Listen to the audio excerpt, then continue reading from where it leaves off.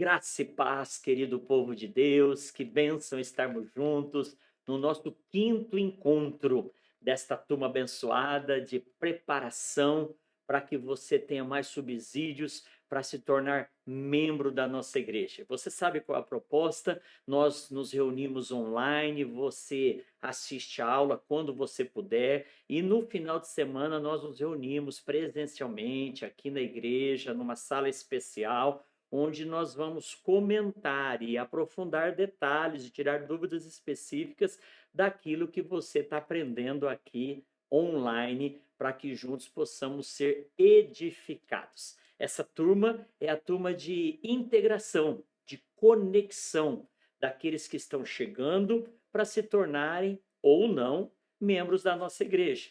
Existem igrejas que começam e acolhe as pessoas logo no primeiro encontro. Tem pessoas que vão para o encontro com Deus, para o face a face, e lá no próprio encontro já são batizadas e se tornam membros da igreja.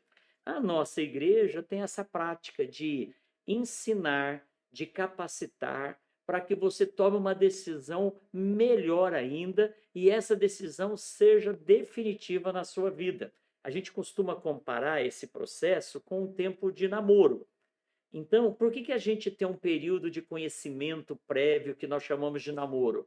Para que quando você tomar a decisão pelo casamento, seja uma decisão consciente. Então, esse tempo que nós estamos passando, fazendo o curso, você congregando na célula, congregando na igreja, participando das atividades da igreja, dos ministérios, não espere se tornar membro, você já está envolvido. Então, você vai ter esse conhecimento teórico, esse embasamento teológico, para tomar uma melhor decisão. Você sabe que nós estamos usando essa apostila, já falamos sobre os atributos de Deus, já falamos sobre, aliás, a primeira aula, depois da aula de apresentação, nós falamos sobre o quadrilátero da fé, depois nós falamos sobre os atributos de Deus, falamos sobre a Trindade, e hoje o tema é sobre o Espírito Santo. Mas antes, eu queria mostrar para você o material que nós estamos usando. Esse material é muito precioso, é muito rico, é um compêndio aqui, uma enciclopédia de livros que a nossa região, que compreende aqui, nós chamamos de oitava região eclesiástica, depois eu vou ensinar melhor isso para você, que aqui é o metodismo no centro-oeste do Brasil, a gente usa como material. Por exemplo, tem esse livro aqui, Conecte-se com a sua salvação. São os primeiros passos que você já está dando, alguém já está cuidando de você, é um acompanhamento inicial para os novos discípulos e discípulas do Senhor. Aí vem esse daqui, esse material nós vamos estudar no nosso curso.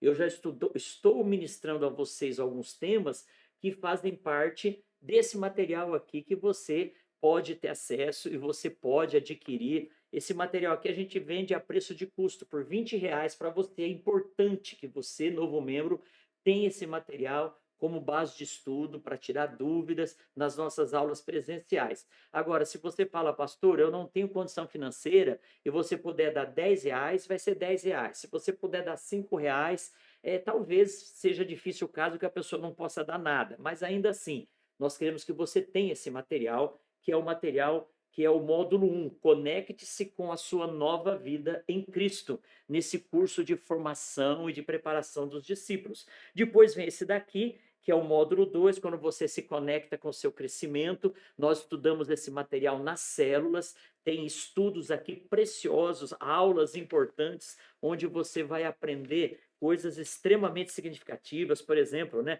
o desejo de Jesus para nós, mudando de valores, o uso correto do dinheiro, o perdão e a cura dos traumas emocionais, dominando as paixões, a entrega no discipulado, aprendendo e ensinando no discipulado, Jesus o nosso modelo. Então esse material, nas células que você frequenta, você vai estudar. Depois vem esse daqui, o módulo 3, que é quando você entende a sua missão e você começa a ser preparado para liderar. Você é um líder em treinamento, você está se envolvendo com as células, com os ministérios, como um líder que em breve vai multiplicar e vai ser um líder com potencial missionário muito grande. Então, esse é o nosso terceiro módulo. E depois vem quando você é desafiado a assumir uma célula, liderar uma célula, e aí vem todo o embasamento necessário nessa formação do líder de célula que você vai desenvolver. E nós temos, né, aqui, ó, a estratégia da célula, o que é uma célula, o que é uma reunião, multiplicação, como planejar, a multiplicação de um líder, o compromisso do líder. Todo esse material é o roteiro, é o trilho que nós desenvolvemos para que você, que está começando agora, em breve, de acordo com a sua busca, de acordo com a sua sede, em breve você vai estar, em nome de Jesus, liderando e sendo um discípulo, uma discípula valioso na obra do Senhor. Então, depois dessa explanação, eu quero entrar com você no nosso tema de hoje. E o tema de hoje é sobre o Espírito Santo. Eu vou projetar aqui na nossa tela o que nós entendemos pela pessoa e pela obra do Espírito Santo. O Espírito Santo, na visão metodista, segundo Wesley, entre aspas, creio no Espírito Santo, infinito e eterno de Deus, igual ao Pai e ao Filho, não somente perfeito em si mesmo, mas sendo a causa de toda a nossa perfeição. Então, Wesley, que em breve nós vamos aprofundar na nossa história, contando para você detalhes da obra que Deus fez através desse homem chamado John Wesley, o Wesley ele falava que o Espírito Santo, dentro daquilo que a gente já começou aprendendo sobre a Trindade, é o Deus presente. Não é nem mais nem menos, mas é Deus presente entre nós, aquilo que naquele triângulo da Trindade nós poderíamos chamar a terceira pessoa, que é aquele que está presente, é o Deus conosco hoje, é o Emanuel. Eu vou citar para vocês e projetar aqui rapidamente, e você vai ter esse material, se você quiser dar uma pausa para procurar na Bíblia, para depois voltar, fique à vontade, tá? Mas eu vou citar rapidamente os textos para depois a gente conversar mais assim tranquilamente, mais livremente sobre o tema. Eu aqui identifiquei que o Espírito Santo ele veio para completar a obra de Cristo. E aí em João capítulo 14, João 16 fala sobre isso. Agora, detalhe, não quer dizer que a obra de Cristo ficou incompleta. Ele veio, na verdade, para dar continuidade. O completar é a ideia de continuar aquilo que Jesus começou a fazer. Hoje, o corpo de Cristo somos nós, a igreja. A força do corpo de Cristo é o Espírito Santo. Eu até gosto daquele filme da história do Dr. Frankenstein. O que o Dr. Frankenstein fez? Ele quis criar uma pessoa e ele pegou partes de diversos seres humanos, costurou, formou um novo ser. E aí você lembra da história que veio um raio lá que canalizou e aquele raio fez aquele monstro viver, o Frankenstein. Esse raio que faz o corpo ter vida, para nós, é o Espírito Santo. Então, o Espírito Santo é a força, é a presença de Deus dando vida para o corpo de Cristo. O corpo de Cristo é a igreja. Então, ele veio para dar continuidade e completar no sentido do plano da salvação, no sentido que vai culminar com a escatologia, mas não no sentido que Jesus deixou coisas por fazer incompletas, que era a função dele. Tudo que era para Jesus fazer, para a nossa salvação, ele fez. Mas tinha uma parte que ele falou assim: eu vou para o Pai, eu vou enviar o Espírito Santo que vai completar a obra, vai continuar a obra. Outro detalhe que a gente coloca sobre características ou funções do Espírito Santo, ele é o Consolador. Quando os discípulos estavam tristes, chateados, com o coração turbulento, porque Jesus havia dito que ia embora, Jesus falou: não fiquem preocupados, eu vou enviar o Consolador. Então, o Consolador é aquele que vem sobre nós para suprir as demandas da nossa fraqueza humana. É importante entender isso. Deus sabe que você enfrenta situações inimagináveis. Você enfrenta situações que, se você soubesse delas antes, você falaria: nunca vou dar conta. Por que nós conseguimos? Porque o Espírito Santo é o Consolador, é aquele que vem nos abençoar. Eu sempre dou esse exemplo, né? Por que as pessoas falam que na UTI, muitas pessoas que ficam muito tempo numa UTI, se você tem parentes ou já ficou, você sabe disso, tem até de um termo falado que é a depressão da UTI. Porque a pessoa fica dentro de uma UTI, quando ela está consciente, não tem janela, ela não sabe se é dia ou noite, ela fica sozinha, só com o pipipi lá dos aparelhos. Então é muito ruim ficar sozinho numa UTI. Agora, quando é uma UTI humanizada, ou quando você está num quarto de hospital e o seu parente, seu acompanhante fica com você a noite toda, segurando na sua mão, essa pessoa não é médica, ela não resolve o seu problema, mas ela conforta você. Então, o Espírito Santo é esse que nos conforta, é esse que nos consola. Se Deus acabasse com todo o sofrimento humano, nós já falamos que ele é justo, ele não vai fazer isso. Mas se Deus decidisse acabar com todo o sofrimento humano, nós íamos viver uma maluquice, porque hoje o que faz a gente não fazer besteiras é a unidade.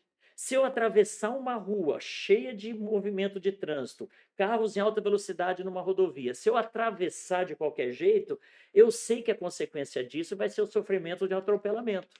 Agora, se eu imaginar que eu não vou ser atropelado porque Deus vai me livrar, eu vou fazer um monte de engarrafamento, de engavetamento, porque eu vou começar a agir de forma imprudente.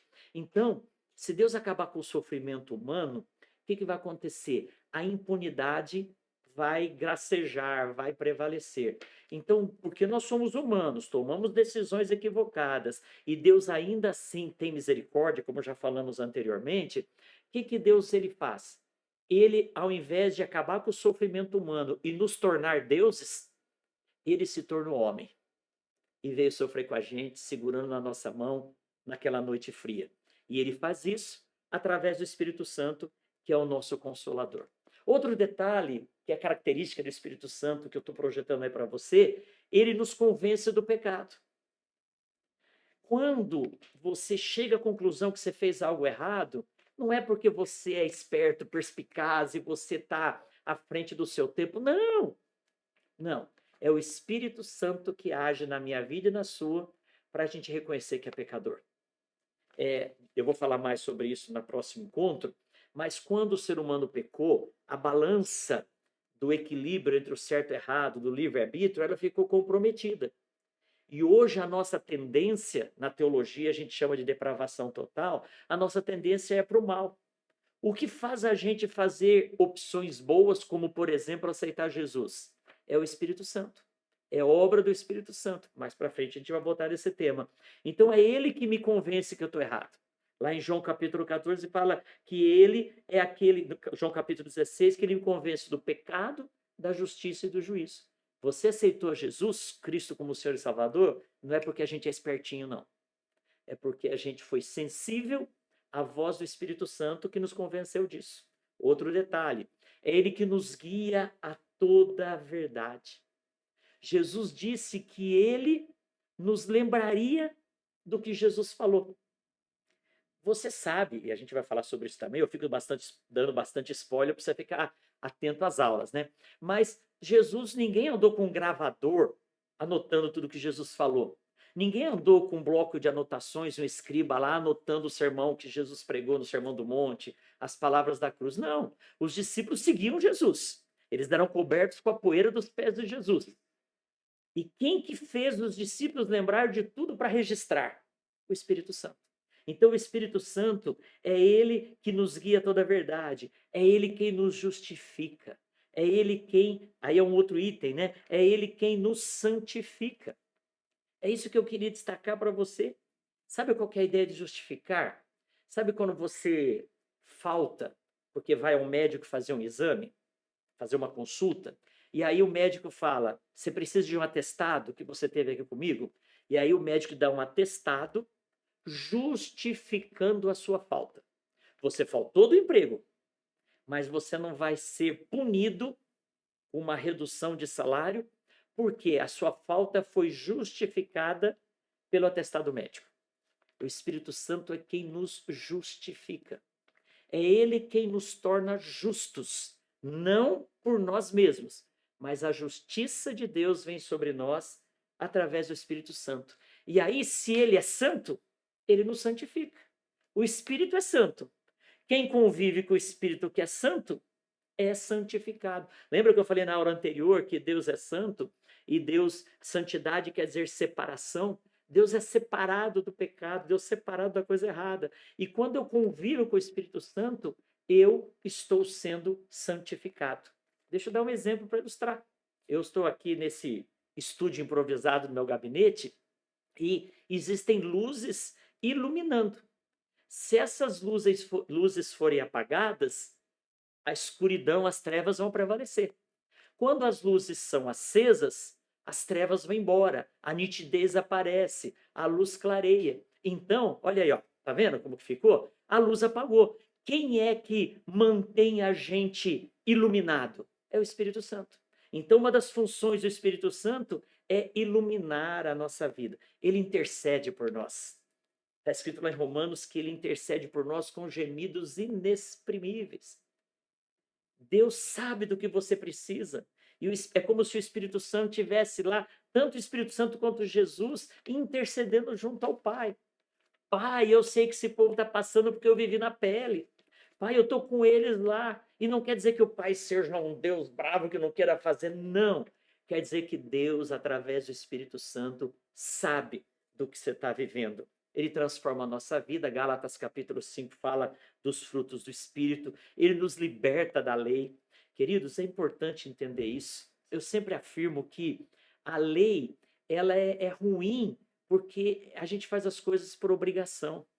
E tem gente que obedece por obrigação. E eu sempre afirmo isso. Melhor do que obedecer ordens é obedecer quem dá as ordens.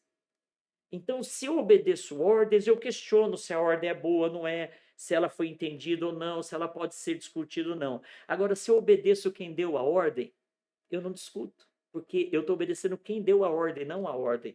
E quem me ajuda nesse processo de me libertar da lei e viver em obediência é o Espírito Santo. É Ele que faz a obra. Está escrito na Bíblia que é Ele que opera em nós, tanto querer quanto realizar. É Ele que nos capacita para fazer a vontade de Deus. É outro item. Ele nos liberta da lei, Ele nos capacita a fazer a vontade de Deus. Ele também nos dá testemunho que somos filhos de Deus.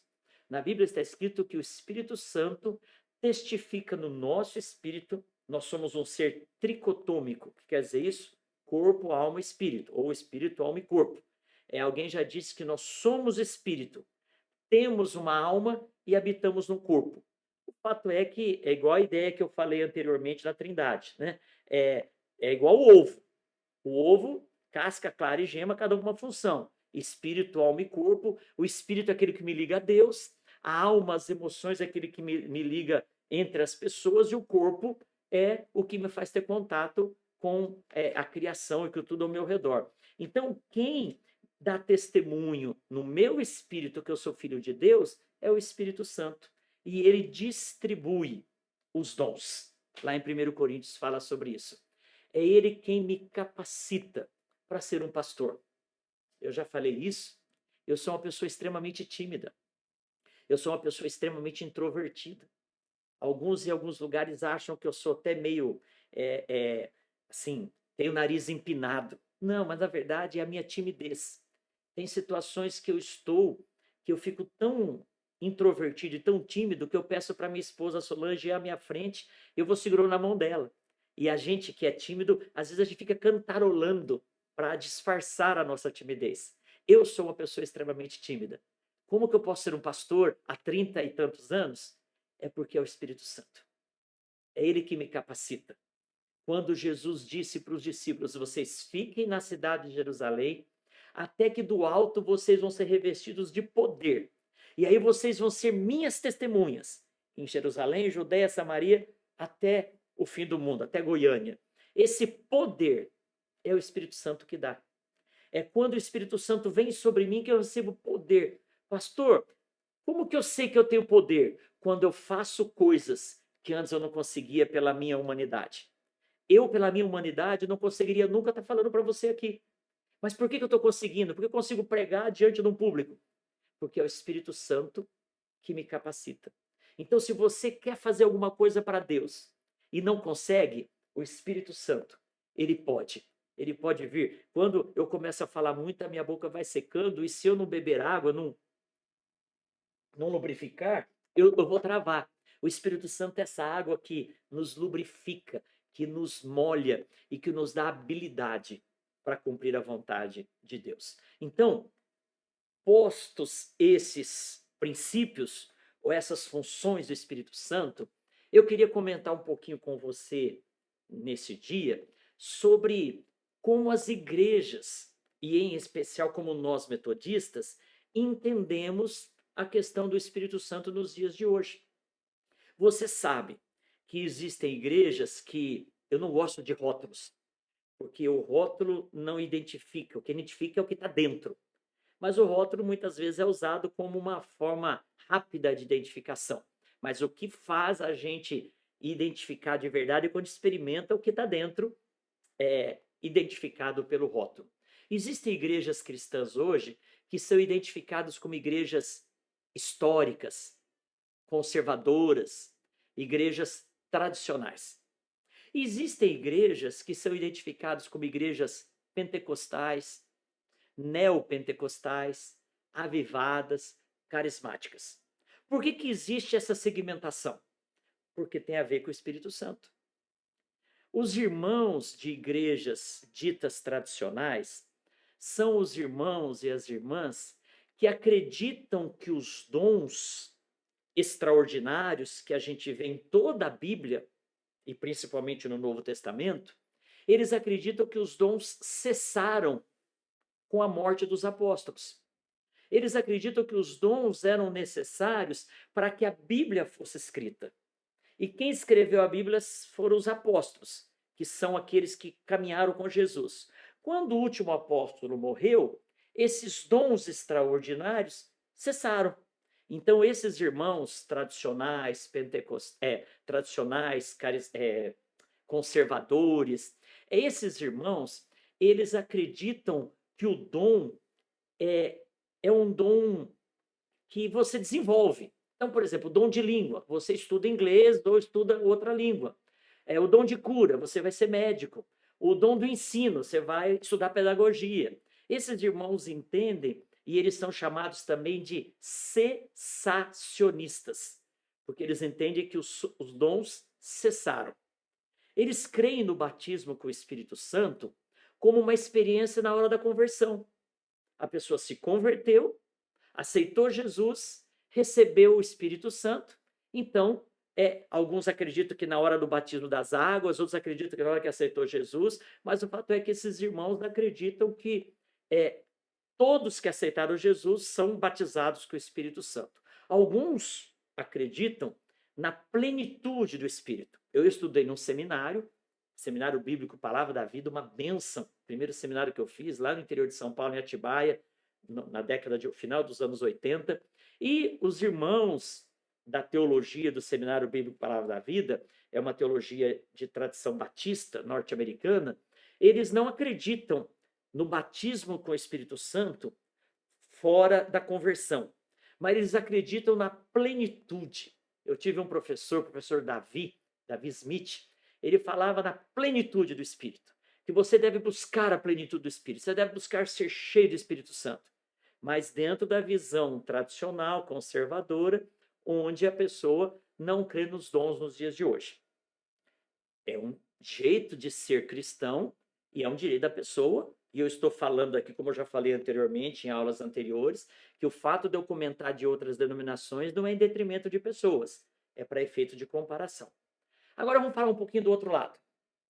O movimento pentecostal, que começou lá na virada do século XIX para o século XX, 1900, naquele movimento lá em Los Angeles, na Rua Azusa, que deu origem às Assembleias de Deus. E no Brasil, você sabe que a Assembleia de Deus veio através de 2 missionários batistas suecos que vieram para Belém e foram lá para uma igreja batista, mas quando começaram a exercer os dons pentecostais, eles foram meio convidados para sair da igreja batista e formar a Assembleia de Deus da Missão lá de Belém, né? Esse movimento chamado pentecostal é porque esses cristãos acreditam que o Pentecostes, que foi uma festa judaica, lá em Atos capítulo 2, que aconteceu 50 dias depois da ressurreição de Jesus na Páscoa, que houve a descida do Espírito Santo, Atos capítulo 2, que fala que houve um som como de um vento impetuoso, né? Eu vou ler na Bíblia, esses dias a gente tem conversado bastante aqui, eu tenho citado muito, mas tenho lido pouco, eu vou ler com vocês aqui. Atos capítulo 2 está escrito assim: ao cumprir-se o dia de Pentecostes, que era a festa das semanas, né, da colheita, ao cumprir-se o dia de Pentecostes, que é a versão grega do nome da festa, né, hebraica, estavam todos reunidos no mesmo lugar, porque Jesus havia dito: fiquem em Jerusalém até vocês serem revestidos de poder. E de repente veio do céu um som, como de um vento impetuoso, encheu toda a casa onde estavam assentados, e apareceram distribuídas entre eles línguas como de fogo, pousou uma sobre cada um dos 120 que estava ali, a começar dos discípulos. Todos ficaram cheios do Espírito Santo, passaram a falar em outras línguas idiomáticas, segundo o Espírito lhes concedia que falasse. E aí, o texto continua dizendo que nessa hora havia judeu de tudo quanto era língua e raça lá, e cada discípulo começou falando uma língua diferente sobre as grandezas de Deus. E todo mundo começou a ficar embasbacado. Quem ouvia o camarada falando em japonês, em chinês, não sendo chinês, achava que o cara estava bêbado, mas os chineses estavam entendendo. Quem ouvia falar em árabe, entendia quem era árabe, mas quem não era achava que estava bêbado. Aí o apóstolo Pedro, o mesmo Pedro que negou Jesus 3 vezes, 50 dias atrás, ou 53 dias atrás, esse Pedro agora cheio do Espírito Santo, poder. Ele pega a palavra e começa a pregar. Ele fala: gente, não tem aqui ninguém bêbado não, que é 9 horas da manhã. Mas isso é o cumprimento do livro de Joel, capítulo 2, que fala que o Espírito Santo ia ser derramado sobre toda a carne. E aí todos ficaram cheios do Espírito Santo. Naquele dia, 3.000 pessoas se converteram e foram batizadas. Esse é o que nós chamamos de Pentecostes, o início da igreja. Os irmãos tradicionais, conservadores, de igrejas históricas, eles acreditam que quando o último apóstolo morreu, isso acabou. A Bíblia já estava escrita e ponto final. Eles são cessacionistas. Os irmãos pentecostais acreditam, os contemporâneos, porque sempre houve o movimento de John Wesley, que eu vou falar em seguida, no próximo spoiler, eu já estou dando, né? O movimento de Wesley foi um movimento pentecostal de avivamento. Wesley foi um grande avivalista, no sentido dos dons, da evangelização, da missão. Mas esse movimento que nós conhecemos hoje aconteceu lá na virada do século passado, 1900 e pouco, que deu origem a essas igrejas ditas pentecostais. O que é uma igreja pentecostal? É uma igreja que crê na contemporaneidade dos dons. O pastor quer dizer isso? Que os dons são para os dias de hoje. Contemporaneidade. Então, tem os irmãos cessacionistas, que creem que os dons cessaram, e tem os irmãos que creem nos dons atuais, na contemporaneidade dos dons. E esses irmãos acreditam que Deus cura de forma sobrenatural, acreditam nos dons de línguas idiomáticas, que Deus fala com o povo. Então, ou seja, o que aconteceu no Antigo Testamento, no Novo Testamento, continua acontecendo nos dias de hoje. Esses irmãos pentecostais acreditam nisso. Aí vem os irmãos neopentecostais, que são as igrejas que passaram por um novo avivamento aí nos anos 60, 70, né? E aí surgiram as comunidades. Então, esses dois segmentos cristãos protestantes, eles acreditam nos dons ou não acreditam nos dons para os dias de hoje. Como nós, metodistas, nos posicionamos sobre isso? Qual é o entendimento teológico nosso, bíblico, para você entender? Nós procuramos viver o equilíbrio. Nós não vivemos os extremos. O extremo sempre é ruim, porque o extremo está caindo. E para você tirar alguém de um extremo, você vai para o outro. Nós não gostamos disso. Então, nós cremos que quando a pessoa aceita Jesus, ela já deveria ser cheia do Espírito Santo. Nós cremos que quando você aceita Jesus, você já poderia transbordar do Espírito Santo. Então, nós não cremos que Deus programou crente com poder e crente sem poder. Nós não cremos assim. Vou dar um exemplo. Eu tenho esse copo aqui, essa caneca, que tem água, mas ela não está cheia de água. Ela não está transbordando, ela está pela metade. Para mim, ela está meio cheia. Tem gente que acha que está metade vazia. Imagina que você é essa caneca e que o Espírito Santo é essa água. Nós falamos agora há pouco que você só aceitou Jesus porque o Espírito Santo agiu em você. Aliás, para nós, a blasfêmia contra o Espírito Santo é negar a Jesus. Por que eu nego Jesus? Porque eu não aceito o que o Espírito Santo está me revelando. Então, se eu recuso a ação do Espírito Santo, eu me recuso a aceitar a Jesus como Senhor e Salvador. Esse pecado não tem perdão. É o que Jesus chama de blasfêmia contra o Espírito Santo. Agora, se eu e você somos cristãos, é porque nós temos o Espírito Santo. Ninguém aceita Jesus se não aceitar o Espírito Santo. Mesmo porque nessa sistematização que nós estamos passando para você, nós falamos da Trindade. Então não tem como aceitar só o Pai ou só o Filho. Eu aceito a Trindade. E eu aceitar a obra de Deus é por meio do Espírito Santo. Mas o que acontece é que por causa da minha teologia, dos meus costumes, da minha cultura, das minhas reservas, o Espírito Santo age na minha vida, mas eu não me entrego totalmente. Eu fico meio que com reservas. E aí é um copo, uma caneca que não está transbordando. Então, não se trata de quanto eu tenho do Espírito Santo, mas quanto o Espírito Santo tem de mim. Aqui, essa água tem metade da caneca. Então, os irmãos tradicionais acreditam que você pode buscar a plenitude, que seria a caneca cheia. Os pentecostais acreditam que essa segunda bênção, a primeira bênção é a conversão, quando você aceita Jesus por obra do Espírito Santo. A segunda bênção é quando o Espírito Santo te tem totalmente.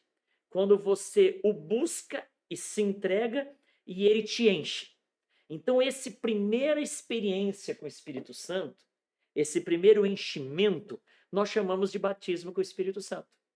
O batismo com o Espírito Santo, que alguns irmãos tradicionais chamam de plenitude, é essa experiência que a pessoa tem, o cristão tem com o Espírito Santo, de transbordar. E alguns choram, outros pulam, outros caem no poder. São expressões emocionais legítimas de alguém que está tendo contato com algo sobrenatural, que é Deus na sua intensidade através do Espírito Santo. E essa experiência de enchimento pela primeira vez, nós chamamos de batismo. Então, resumindo até aqui, nós, como metodistas, cremos que na hora da conversão, a gente já pode ser cheio do Espírito Santo. Que o plano original de Deus é que todo crente fosse cheio do Espírito Santo, e Deus não planejou crente com o Espírito Santo transbordando e crente sem.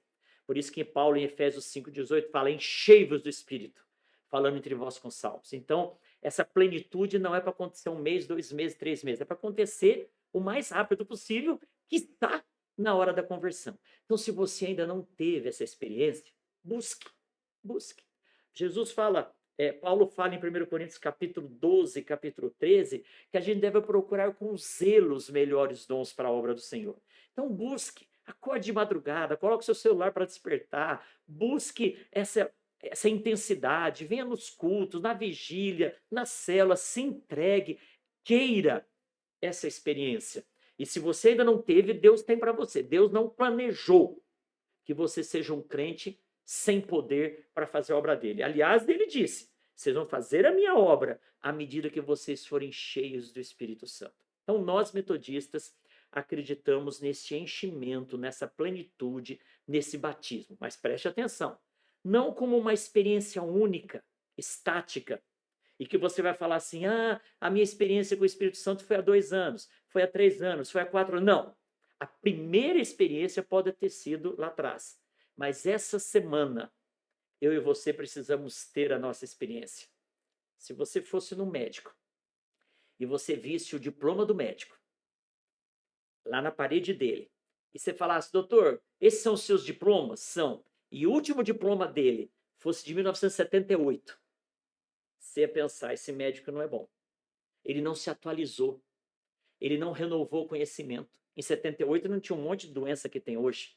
Então, o médico que não se atualiza, ele fica obsoleto. Qualquer profissão. Eu sou casado com a Solange há mais de 38 anos. Se eu não atualizar o meu amor, a minha renovação dos votos, se eu não atualizar as minhas expressões de amor para ela, vai ficar ruim, vai comprometer.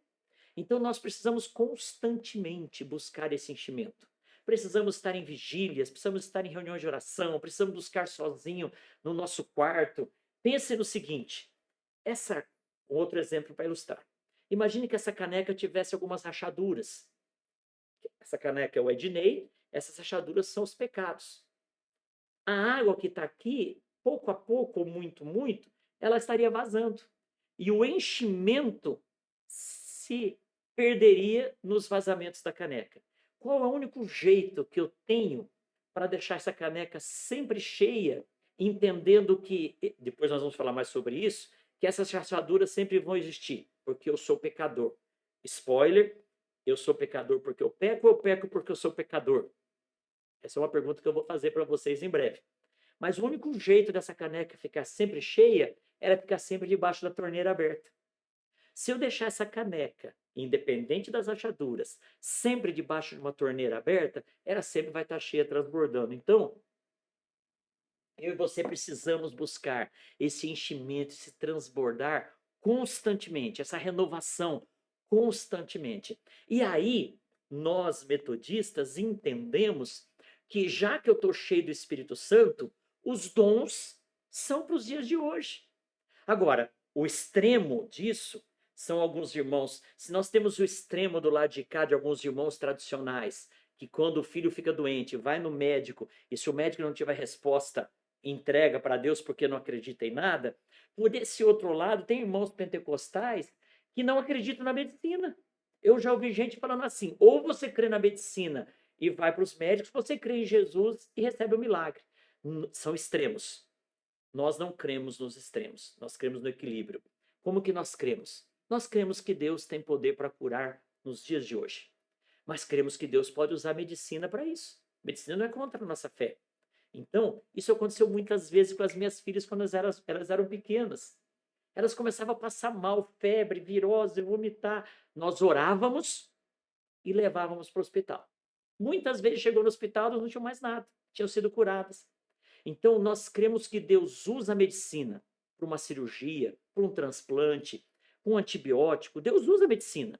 Então, antes de tomar o remédio, eu oro por aquele remédio para que ele faça o efeito sobrenatural na minha vida. Todavia, nós cremos que a medicina não é limite para o poder de Deus. Então, se a medicina fala não tem mais jeito, nós continuamos crendo em milagres. Eu não vou aqui ter tempo para isso, mas talvez no domingo, na nossa reunião presencial, para conversar sobre isso, eu dei o meu testemunho. Eu já fui curado de uma forma sobrenatural de um problema que eu tinha no braço e que os médicos falavam que precisava de uma intervenção cirúrgica. Eu fui num dia num culto, o pastor orou por mim e eu criei. Eu estava voltando para casa dentro do ônibus circular, tipo o Eixão da Anhanguera, e eu olhei e vi que não tinha mais nada na minha mão, tinha um caroço na minha mão. Eu nem lembro que mão era.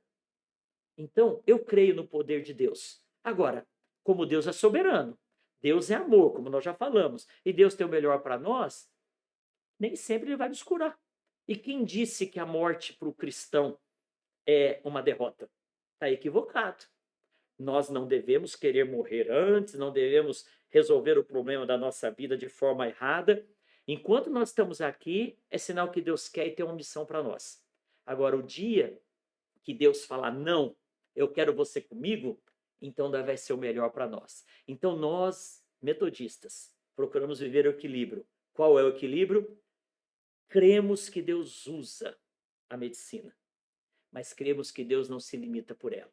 Vou dar um outro exemplo. Nós temos uma igreja metodista nossa lá em Campinas, uma igreja de origem, a igreja da Vila Joaquim Inácio, que uma irmã que era de origem judaica, ela estava sendo evangelizada.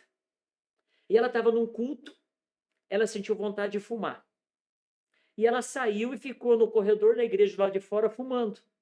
E de repente ela começou a ouvir alguém falando em hebraico, falando que Jesus era o Messias do profeta Isaías.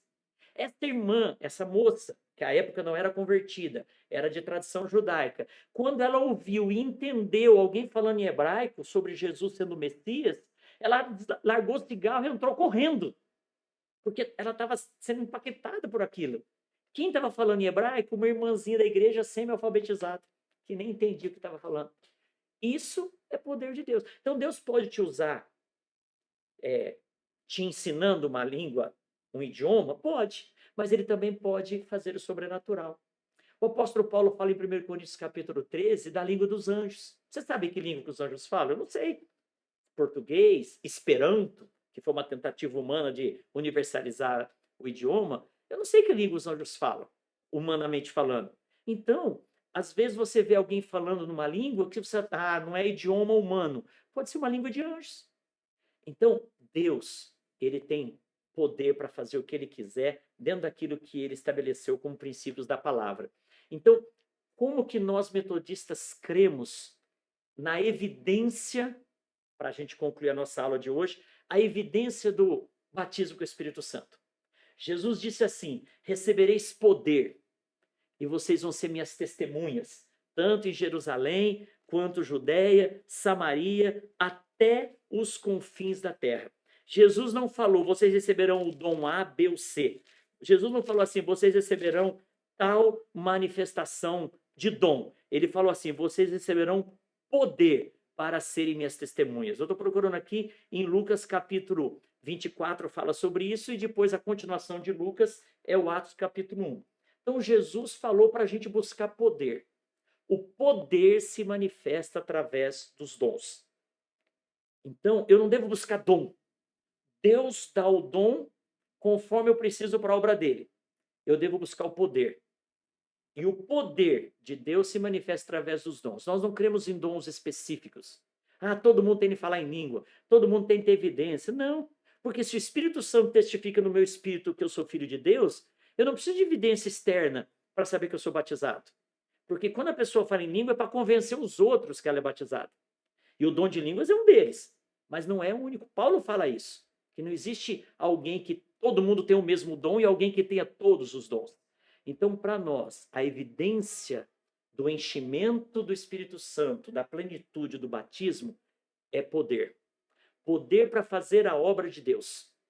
É isso que nós entendemos como o batismo, ou a plenitude, ou o enchimento do Espírito Santo. E nós, metodistas, nós temos, eu concluo falando sobre isso, somos uma igreja que vive a experiência do discipulado em células, mas nós também vivemos a dinâmica dos dons e ministérios. E lá em 1 Coríntios, capítulo 12, leia lá depois, 1 Coríntios 12, 1 Coríntios 13, 1 Coríntios 14, é teologia pura sobre isso que eu estou falando para vocês. O que Paulo fala? Que os dons são distribuídos conforme a necessidade. E ele até compara com o corpo. Então, nós metodistas entendemos que o batismo com o Espírito Santo, o enchimento, é para dar o dom. E o dom você usa no ministério. Deixa eu exemplificar. Dom é ferramenta. Ministério é oficina. Então, se você recebeu o dom de, comparando, de mecânico, você vai numa oficina automotiva. Se você receber ferramentas de dentista, você vai no consultório odontológico. Se você receber um giz e uma lousa, você vai numa sala de aula. Então, ministério é o lugar onde as pessoas que têm o mesmo dom desenvolvem o serviço, a missão de Deus. Então, na nossa igreja, nós temos 15 ministérios atualmente. Podemos ter mais. A Bíblia não fala de uma lista fechada. A Bíblia cita exemplos em Romanos, em Coríntios, em Efésios, cita exemplos de ministérios. E o ministério é dado conforme a necessidade da igreja.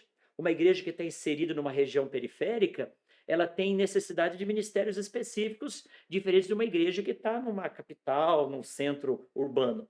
Então, Paulo fala, procure os melhores dons. Melhor para você, não. Se o dom é ferramenta, é melhor para a obra que Deus está me chamando. Dom é ferramenta. Ministério é o lugar onde eu vou exercer e usar a minha ferramenta e aprender com quem já tem mais tempo de utilização. Tem então, ministério de louvor, ministério de oração, ministério de ensino, ministério que trabalha com crianças, ministério de visitação, ministério de administração e ministério de oração. São inúmeros ministérios que você tem o dom dado por Deus. Pastor, mas eu nasci com uma aptidão natural para dar aula. Posso entrar no ministério de ensino da igreja? Quando você tem uma aptidão natural, um talento, você precisa passar pelo fogo do Espírito Santo. o fogo vai purificar e você vai usar isso no ministério. Um cantor sertanejo, um cantor de música popular, se ele vier para a igreja, ele pode entrar no ministério do louvor? Canta muito bem. Não, a princípio. Ele precisa consagrar o talento dele, a aptidão dele para Deus. O Espírito Santo queima, purifica e o que é de Deus permanece e ele vai ser um levita na casa do Senhor. Agora, tem gente, eu já fui dirigente de louvor na minha igreja de origem, eu não sei cantar. Então, Deus pode habilitar a gente com poder que nós não temos para cumprir o propósito dele. Busque ser cheio do Espírito Santo. Busque ter experiências com o Espírito Santo. Busque a presença de Deus na sua vida, porque com ele vem poder. Nós já falamos, vem santidade. E esse poder, você vai fazer a obra de Deus. Coisas que você não conseguia, você vai conseguir, porque Deus é contigo. Que alegria estar com você nessa aula, que você e eu possamos continuar juntos. Coloca o seu nome aí que você ouviu e participou dessa aula. Se você colocou no modelo aí na velocidade 1.5 e não pegou alguma coisa, volte nos textos, reflita sobre isso. Em breve nós vamos estar domingo na igreja para a gente estudar e tirar dúvidas sobre tudo isso que nós falamos e que eu e você continuemos juntos nessa pegada de buscar Deus na nossa vida cada vez mais, em nome do Senhor Jesus. Quero orar por você. Deus, eu oro abençoando esta vida. Eu oro pedindo, Deus, que o teu Espírito Santo, que está com esta vida agora, revele a tua vontade, dê poder e autoridade, para que esta vida seja cheia do Senhor. Muito obrigado, Pai, no nome do Senhor Jesus Cristo. Amém e amém. Deus te abençoe.